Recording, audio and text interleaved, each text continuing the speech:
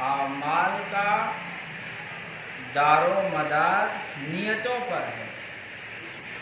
جیسی ہماری نیت ہوگی ویسے ہی ہمیں برکتیں ملیں گی۔ اگر ہماری نیت نیکی کمانے کی ہے تو ہمیں نیکی بھی ملے گی، اللہ اس کے رسول کی رضا بھی ملے گی، دارین کی فلاحی بھی ملے گی، اور اتنا ہی نہیں بلکہ دنیا میں بھی ہمیں شہرت ملے گی۔ اور اگر ہماری نیت صرف اور صرف دنیا کی عزت کمانے کی ہے تو ہو سکتا ہے تم اپنی کوششوں سے چند دنوں کے لیے لوگوں کے دلوں میں تھوڑی بہت عزت کما لو، لیکن اللہ اس کے رسول کی نگاہ میں تم تھوڑی بھی عزت نہ کما سکو۔ حق ہے بے شک۔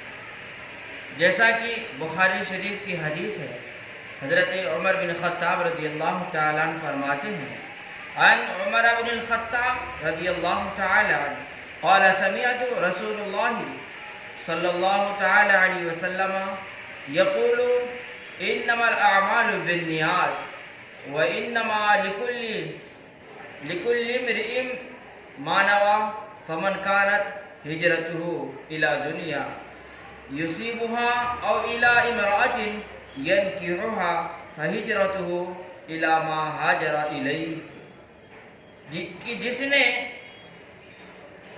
دنیا حاصل کرنے کی غرض سے ہجرت کیا اسے دنیا ملے گی، اور جس نے اللہ اس کے رسول کی رضا حاصل کرنے کے لیے ہجرت کیا اسے اللہ اس کے رسول کی رضا ملے گی۔ بے شک۔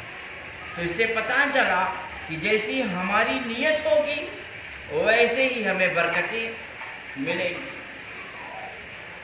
آج آپ معاشرے میں نگاہ اٹھا کر دیکھو تو بہت سارے لوگ ہیں جو الحمدللہ نیکی حاصل کرنے کے لیے اچھی نیتوں سے اچھے کام کرتے ہیں، اور وہیں پر بے شمار لوگ ایسے ہیں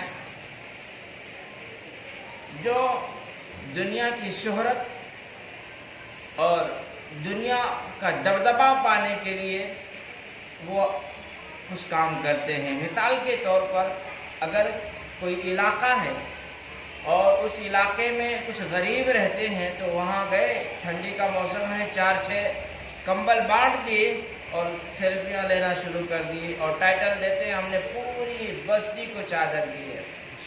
تو جیسی نیت ہوگی ویسی برکتیں ہوں گی۔ اگر آپ اس نیت سے خرچ کر رہے ہیں کہ اللہ اس کے رسول کی رضا مجھے ملے گی، نیکیاں ملیں گی، تو بہت ہی اچھا ہے۔ اور اگر آپ اس نیت سے خرچ کر رہے ہیں کہ ہمیں دنیا میں شہرت ملے گی تو ہو سکتا ہے چند دنوں کے لیے پا جاؤ، لیکن واللہ تم اللہ اس کے رسول کی نگاہ میں